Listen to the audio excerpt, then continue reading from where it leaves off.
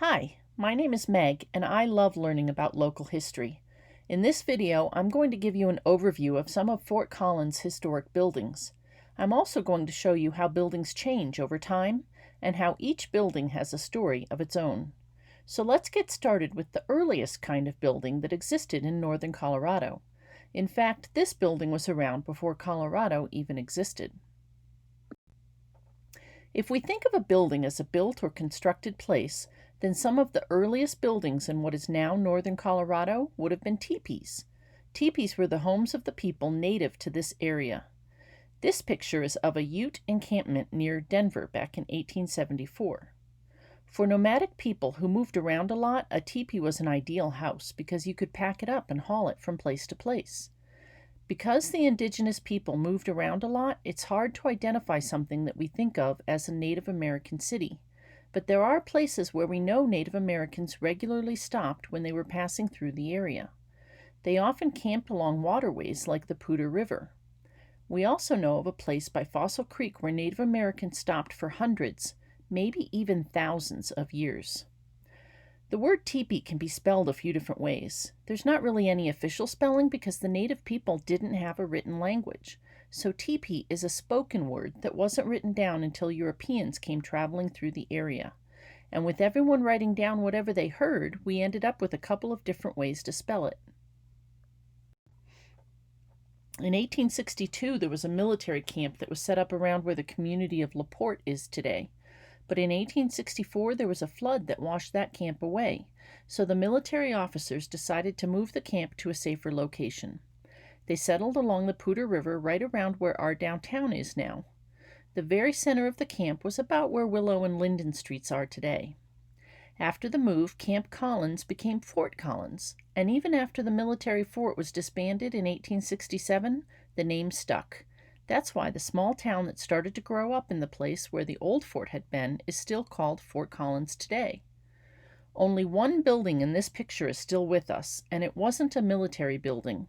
It was a cabin built by Louis Stone for him and his wife Elizabeth.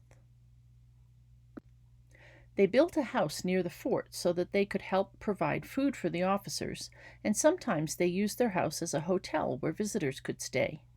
The soldiers appreciated having Elizabeth around. She treated everyone like they were part of her family, and they started to call her Auntie. We know her today as Auntie Stone. Louis Stone died a couple years after he and Elizabeth had moved to the area. Elizabeth was the only woman around the fort, though there were some homesteading women in the general area. So after Louis died, she invited her daughter, Elizabeth Keays, who was also a widow, to come out and join her. Elizabeth Keays also brought her son Wilbur along with her. Elizabeth Keays became the first teacher in Fort Collins when she opened a school in one of the upstairs rooms of the cabin. When other local families heard that she was teaching Wilbur, they asked if their kids could join, and that's how Fort Collins' first school got its start. After the military men left, Auntie Stone continued to use her home as a hotel for visitors. But she was an industrious woman. She liked to bake, but she didn't like having to buy her flour from far away. So together with Henry Clay Peterson, she opened up a flour mill along the Poudre River in 1867. Parts of that early mill still stand today. They're the two brick buildings at Ranchway Feed on Willow Street. To make flour, grinding stones are turned with the power of a water wheel, which you can kind of see in the upper right-hand photo, and they grind the grain into flour. In 1967, the mill was bought by Ranchway Feeds, which used the same equipment to make animal food. Ranchway even makes some of the specially designed foods for animals at the Denver Zoo. The Ranchway Feeds building is probably our oldest commercial building in Fort Collins, but possibly the second oldest is what's now known as the Mallaby Grocery Store. This wood building was originally on North College Avenue. If you look at the middle photo here, you'll see men marching down North College Avenue in a parade. The little shop can be seen in the background behind the men. You can tell which building it is because of the characteristic little point sticking out at the top of the facade. The word facade often refers to the front side of a building.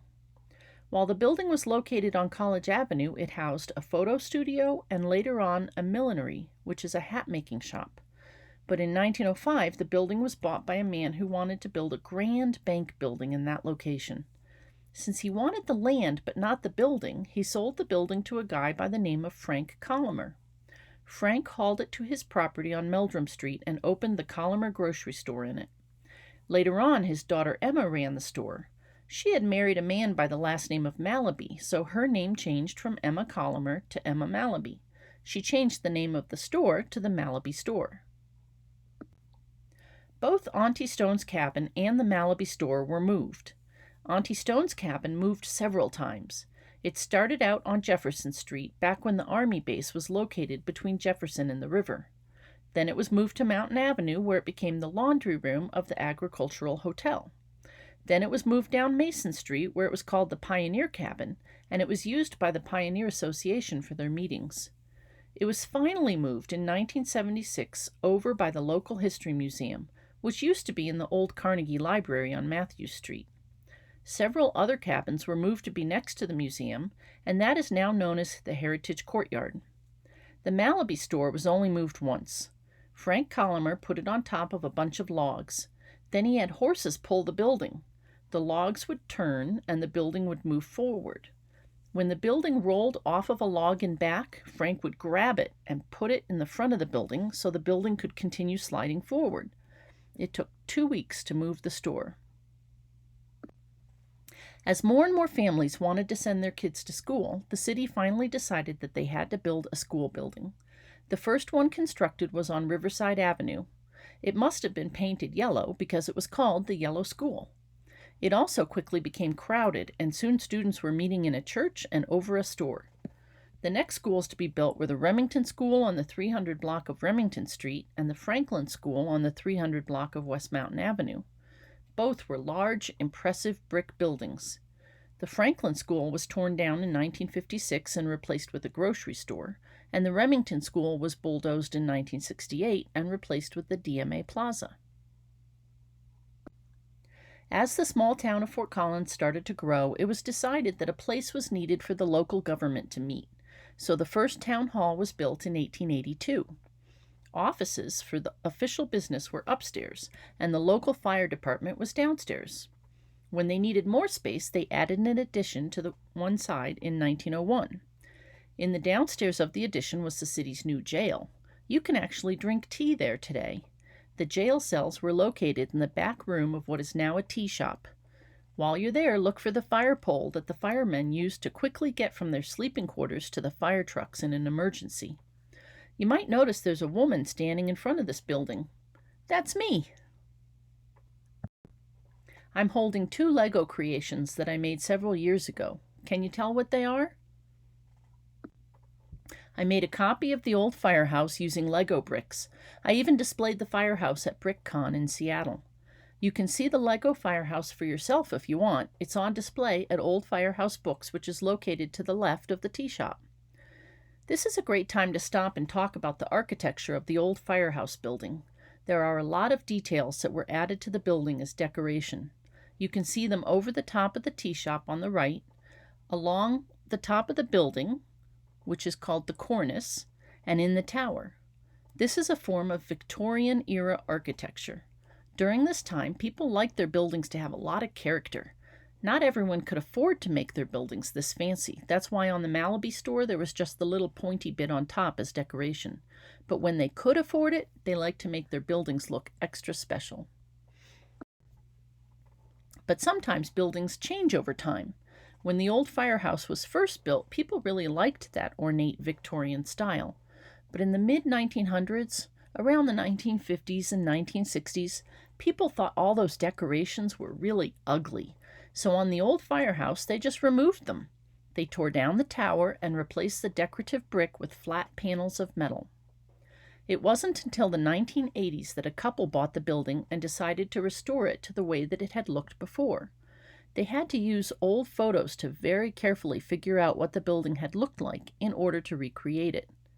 Many, many of our downtown buildings went through this exact same process. In order to become an official town, a place needs to be platted. That's just a fancy way to say that someone has to come in and draw a map for where the streets are, and where new ones will go someday, and where the various lots are that people can purchase to build houses and other buildings on. The man that did that work for Fort Collins was Franklin Avery. He moved here from Greeley in 1873. He platted the town, then decided that he wanted to live here, so he had a house built for himself and his family on Mountain Avenue. They built the house in stages.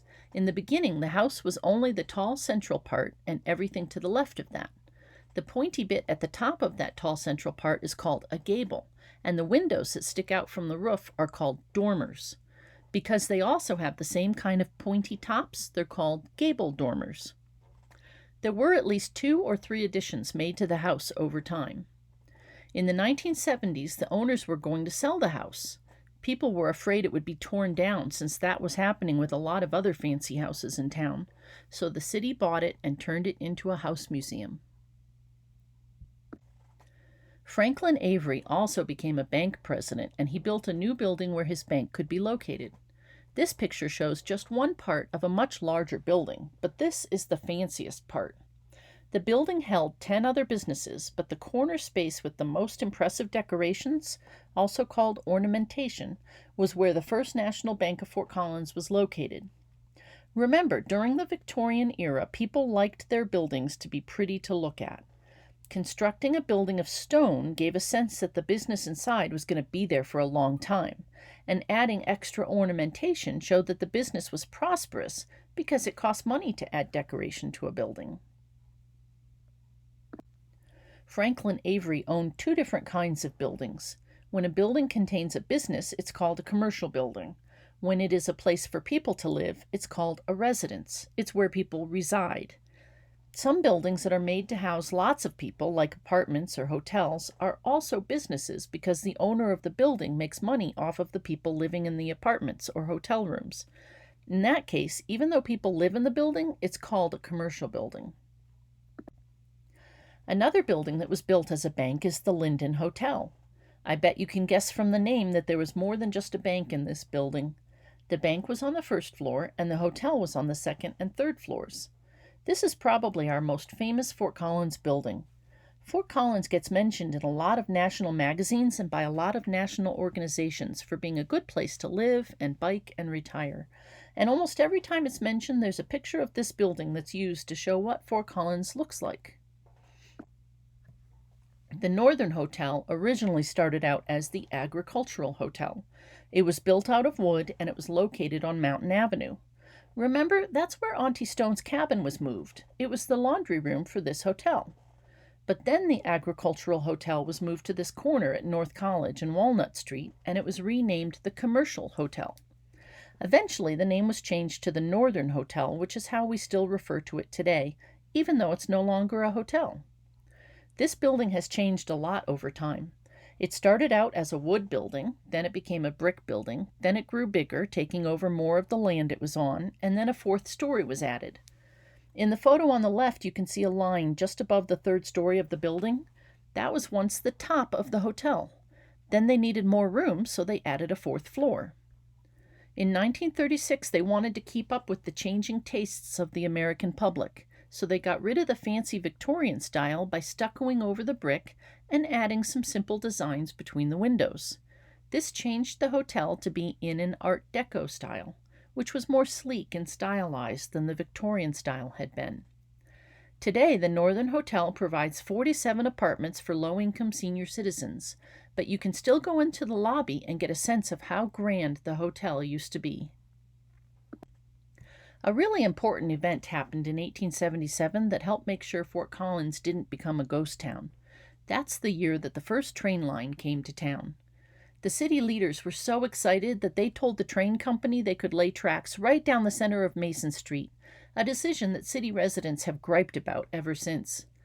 There were 2 depots built on Mason Street for the train. One was for freight, which means it was for things like construction materials, oil, food, and anything else that people either wanted to bring into town or send out of town. The second depot was for passengers. You could hop on the train at the passenger depot and travel all the way down to Denver. It was a very convenient way for people to get around, especially before most people had automobiles. But the first freight depot burned down, so it was replaced with this one in 1906.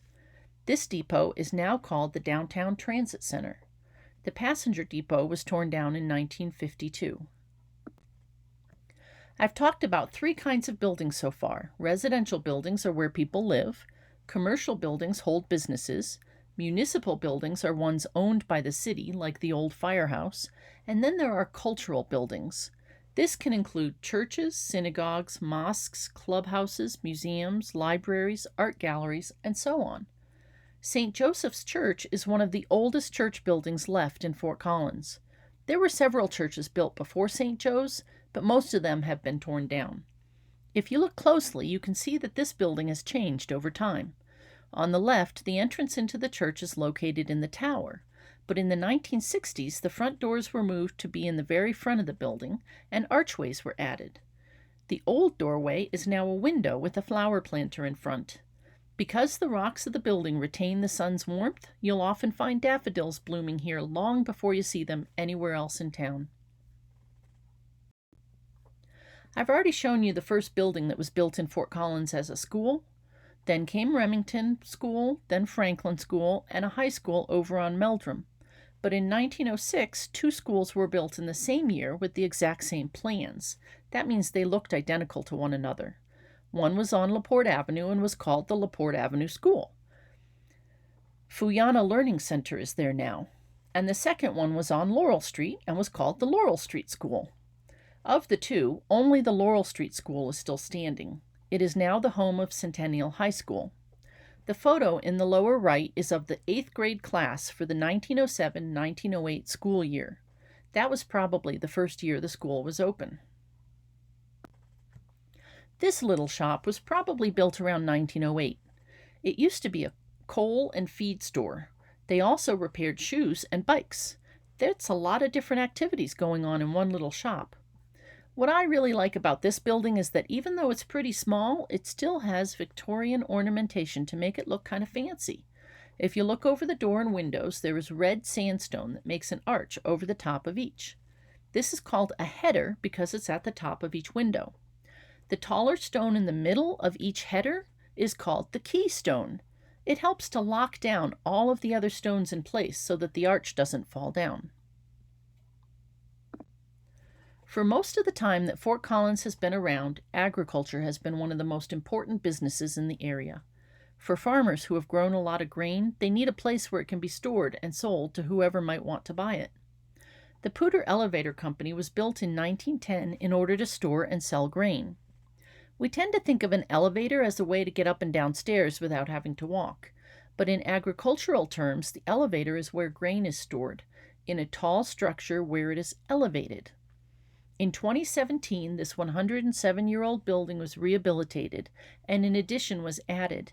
Now it's called Ginger and Baker, and it hosts a store, a cafe, a cooking classroom, 2 restaurants, and a bar. Reusing an older building for a new purpose is called adaptive reuse. If you look at the addition, it looks very different than the historic building. But the more you look at it, the more you realize that it was designed with the historic building in mind. It's made in the shape of a pie so that as much of the older building is visible as possible. It's made with angled walls to highlight the angled dormers on the older building. And the long ribbons of windows on both the first and second floor are similar to the front windows on the historic building. This is a great example of new construction that honors the history of our community. Not all historic sites are buildings. We have a very important water fountain that was installed in 1937 by the city's power plant. When the Depression hit in the late 1920s and all through the 30s, the Works Progress Administration, also known as the WPA, paid for special projects, like the making of fountains, that helped to keep local craftsmen employed. This WPA fountain was made in Denver, especially for Denver's city park.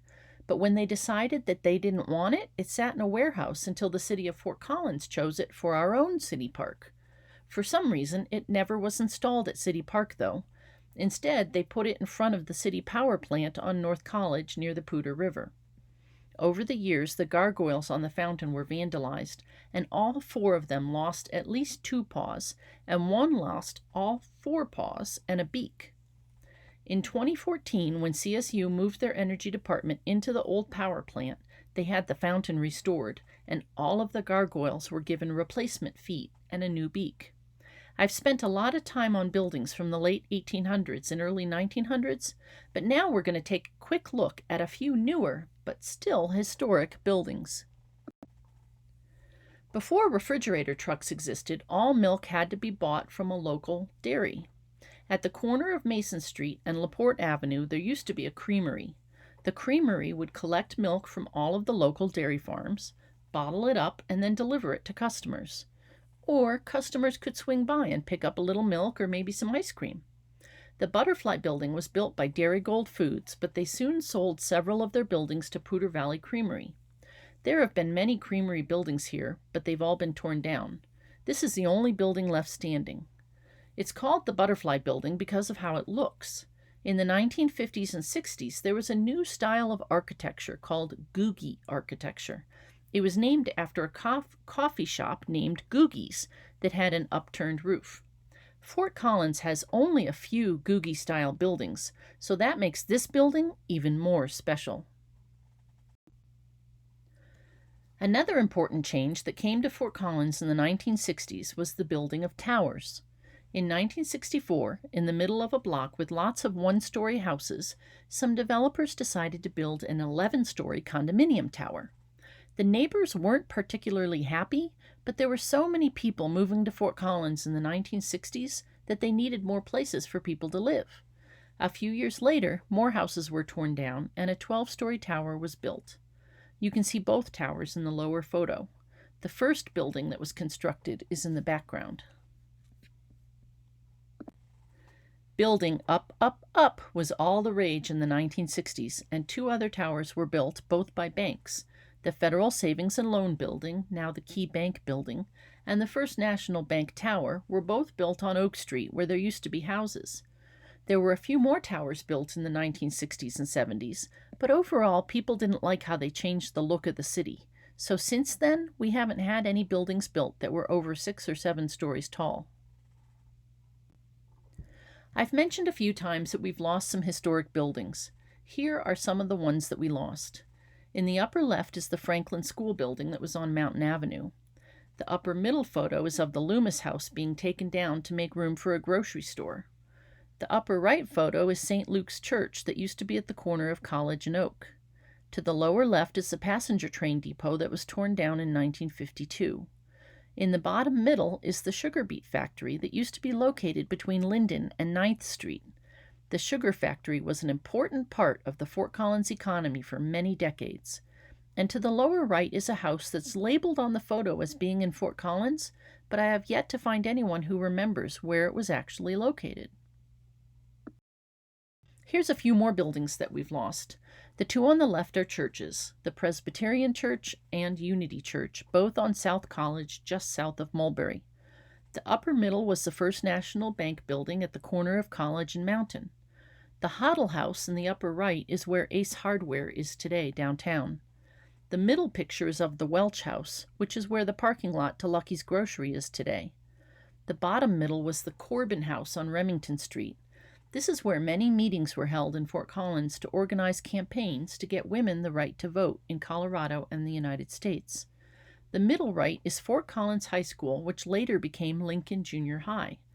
And the lower right photo is of the Larimer County Courthouse as it stood on Oak Street before it was torn down in the 1960s. Harper Goff had this building and the old firehouse in mind when he designed buildings for Walt Disney. And, of course, we're getting new buildings all the time in Fort Collins, especially as we experience a population boom. This new building, called Confluence, sits at the corner of Willow and Linden, right where the military fort was located. But as you can see in the photo, it also goes behind two other buildings. The little building behind a fence in the middle of the photo is now a house, but in the early 1900s it used to be a sign shop, and the building at the far left is Wolverine Press that was built about 10 years ago. In Fort Collins, we even design the look of spaces between buildings. In 2004, the City of Fort Collins and the Downtown Development Association started an alley beautification project. Artwork, Bike racks, pianos, planters, pavers, and lights are added to alleys to make them inviting places to be. Though other cities in the United States are starting to do this also, Fort Collins was one of the first to make these kinds of changes. In Fort Collins, we've recognized that our historic buildings play an important role in helping us retain our unique history and culture, in helping us to live more sustainably, and in strengthening our local economy. When you're out and about in our city, take time to notice the buildings and places around you, and consider what part they play in making our community a wonderful place to live. Thanks for sharing this journey with me through some of Fort Collins' historic buildings. And thanks to all the places that helped me put this slideshow together, especially the archive at the Fort Collins Museum of Discovery.